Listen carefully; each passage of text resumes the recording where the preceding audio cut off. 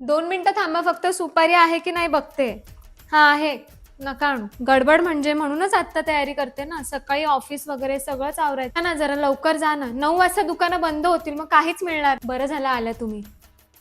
ही साडी काढली का हिरवी नेसू? अहो त्यांना सांगा ना, वटसावित्रीची ओटी भरायला लागतं. हा, छोट्या छोट्या बांगड्या असतात त्याच्यामध्ये. बरोबर. लिस्ट कुठे टाकली तुम्ही? विड्याचे 5 पानं आणि नारळ 1. अरे हो, त्या काकू येतील ना तिथे. मागच्या वेळी भाजीत भाजी मेथीची नाही चालणार पुढच्या वर्षी. बघते थांबा काहीतरी चांगलं. तुम्ही दुसऱ्या दिवशी सोडता? नाही, आम्ही संध्याकाळीच सोडतो. पण संध्याकाळी असं जेवण समोर आलं ना की खावंसच वाटत नाही. मागच्या वर्षी आम्ही गेलेलो तिथेच आणि ती लहान लहान पोरं तिथली सगळी असा आंबा ठेवला की लगेच उचलून देतात. अरे ठेवू तर द्या, पूजा तर करू द्या नीट.